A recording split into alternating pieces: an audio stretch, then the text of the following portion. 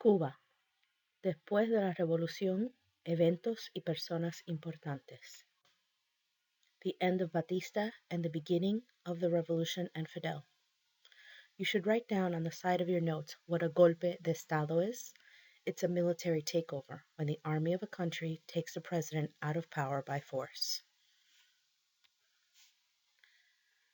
After his golpe de Estado, many of the middle class and intellectuals were unhappy with the corruption and American influence on Cuba that Batista had allowed.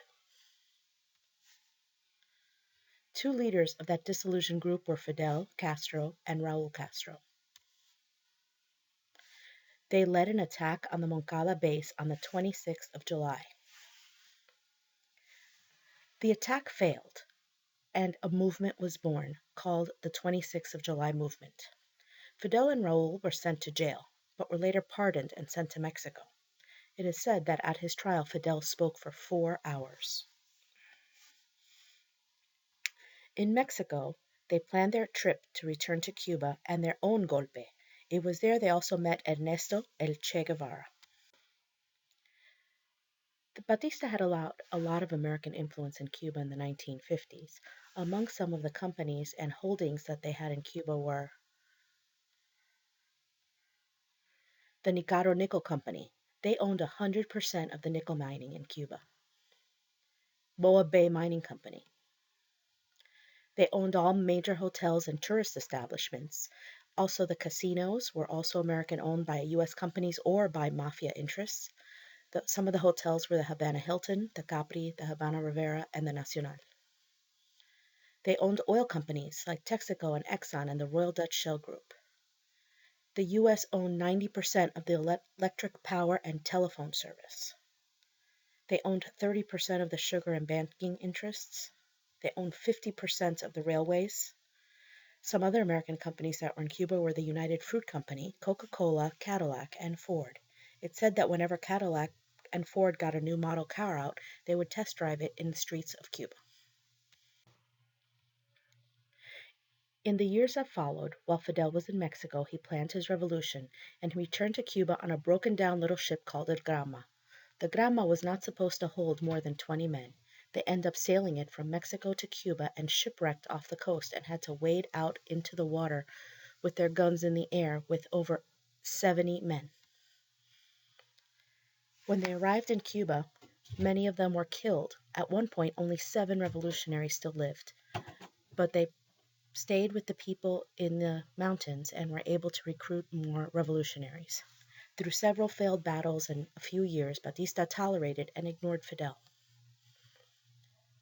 During this time, Batista stole a lot of money while they were in battles because no one was paying attention.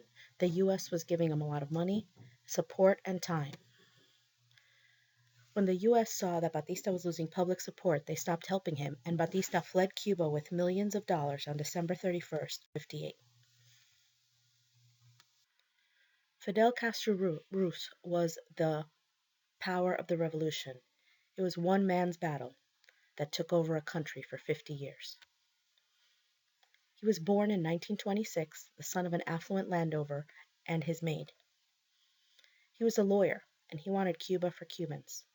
Originally, he tried joining politics the legal way, backing the Ortodoxo party, but after some dirty politics on the part of Batista, when Batista took over the government, which had an elected president, Castro decided he was going to have to get into politics and save Cuba from the American interest just by doing the same thing Batista did, was to do a golpe de Estado or a coup d'etat.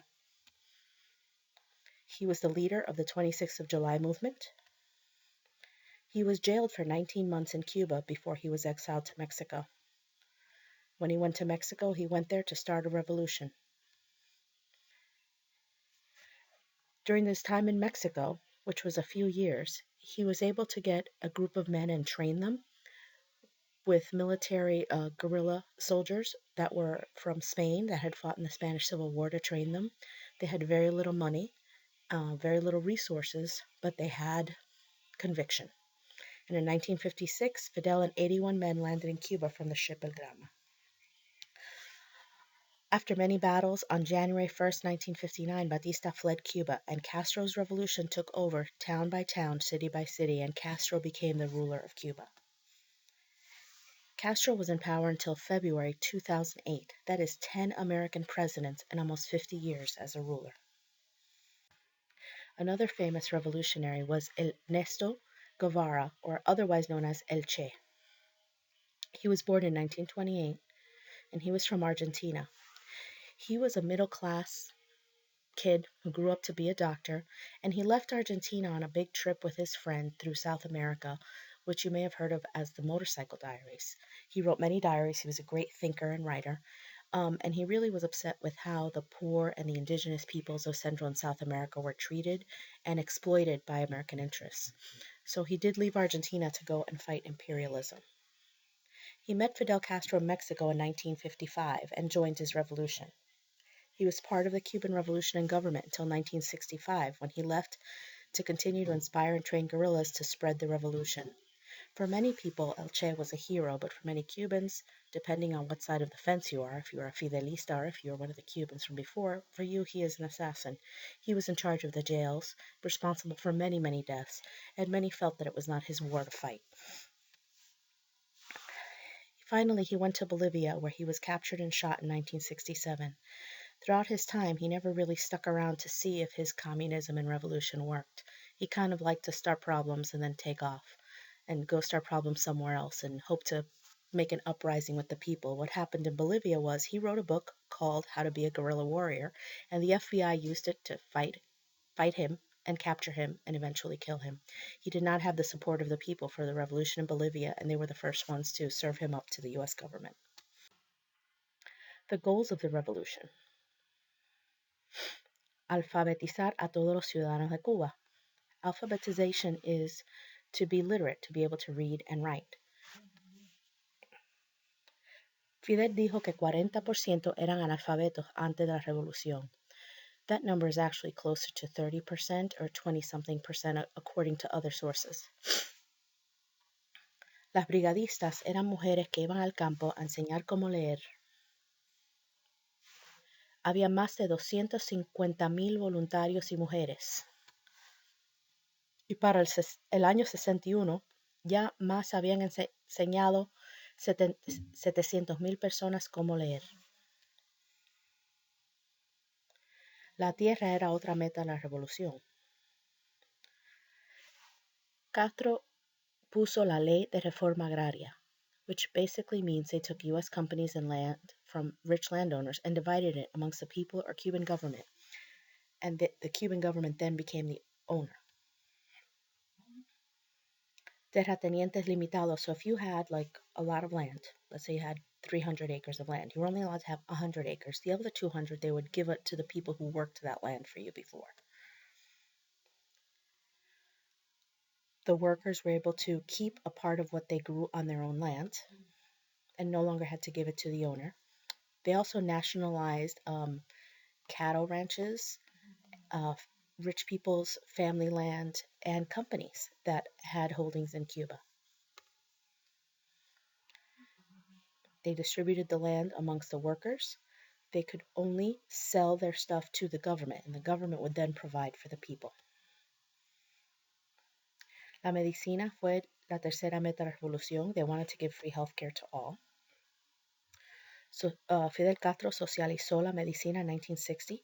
In 1960, that means that he took over and the government then had control of all the doctors and hospitals. Construyó hospitales y policlínicos en todas las áreas rurales. Organizó grupos de doctores para inmunizar y cuidar a los campesinos. Aumentó la vida de los cubanos. La tasa de muerte de infantes era más bajo que los de los Estados Unidos, which means that less babies died in Cuba when they were born than in the United States.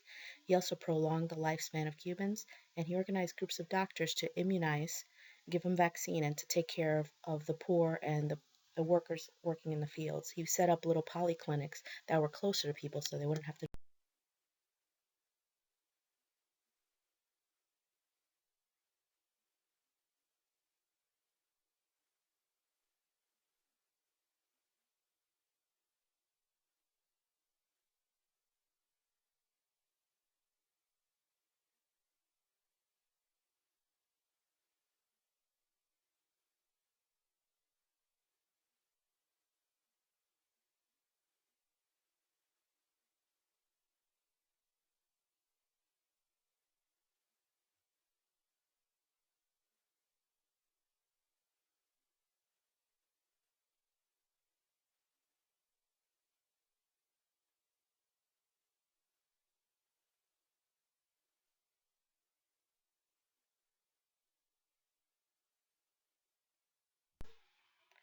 Cuba en 1950 contra hoy, alfabetización tuvo mucho éxito. Hoy el 99.2% de la población sabe leer y escribir. Comida.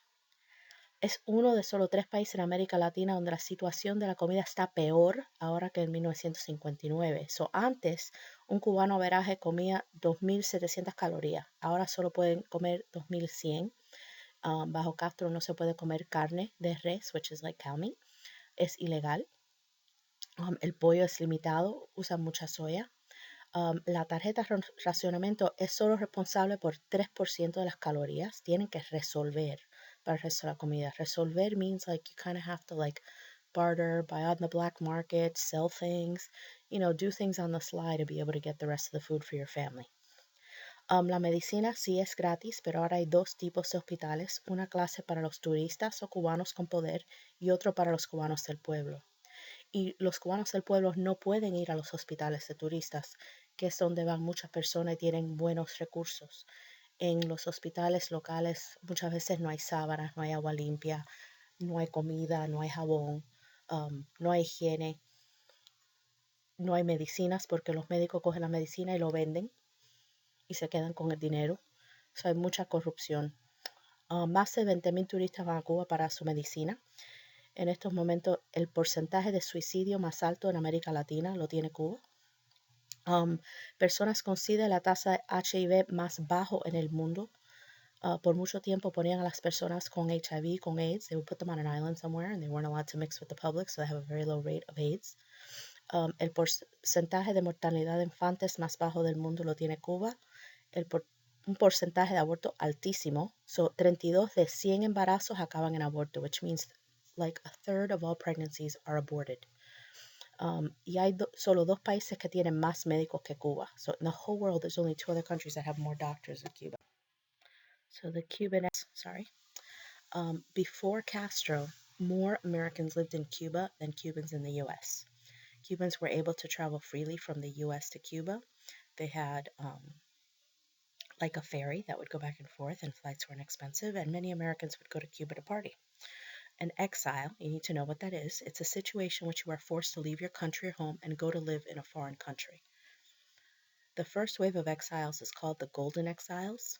That's when 200,000 of the rich middle class intellectuals and land or business owners left Cuba by 1962 after Castro took over. 14,000 of these were unaccompanied minors called the Peter Pan kids. In 1965, 300,000 more golden exiles left from Varadero, which means that in 3 to 5 years, 500,000 Cubans had left Cuba. Cuba was shut down after that, and it was difficult to leave. There were no flights to and from the U.S. until 1979. The next wave happened then in 79, the Marielitos. It was when people from the U.S. were allowed to pick up their loved ones by boat at Mariel Harbor. However, when they arrived, they were forced to bring prisoners and people from insane asylums because Castro emptied out his jails and his insane asylums. And you'd go and show up to pick up, let's say, your uncle, and they'd put 20 criminals and people who were not invited onto your boat. So in 1979, there was a lot of pressure in Cuba, and people weren't happy and they wanted to leave. So Fidel let people get picked up on private boats, but if you came to pick up family members, you were forced to take on prisoners and people from insane asylums. This was the immigrant group that came to the U.S. that had the least education out of all the immigrants from Cuba. The Cuban Adjustment Act is another important term, and that is the act that says that since 1966, it's a policy towards Cuban immigration that if they are in the U.S. for 1 year, they are granted permanent residency, and within 5 years, they're allowed to file for citizenship without having to prove that they are here for political asylum. It is one of the only immigrant group that has a clear path to citizenship. The balseros was another wave of immigration and exiles. So there are people who risk their lives on makeshift rafts and boats, as you can see in the picture, to travel the sea to get to the U.S. in the 1990s. Over 60,000 risked their lives at sea in just 2 years. Many others have come before and after. Some made it and countless died at sea, and about half ended up at camps set up by the U.S. In order to stop people from coming, they started putting people that they found in the ocean, in the sea, before they got to the U.S., in these camps at Guantanamo Bay, in Peru, in the Bahamas, and they were stuck in these kind of like camps for a long time, and some were sent back to Cuba and some were allowed to come. Some say about 150,000 total set out in rafts. If they make it to the U.S. soil, they can stay. If they were found at sea, they were sent back to Cuba, and this was known as the wet foot, dry foot policy. The lottery. In 1994, the U.S. set a quota of 20,000 immigrant visas annually for Cuba.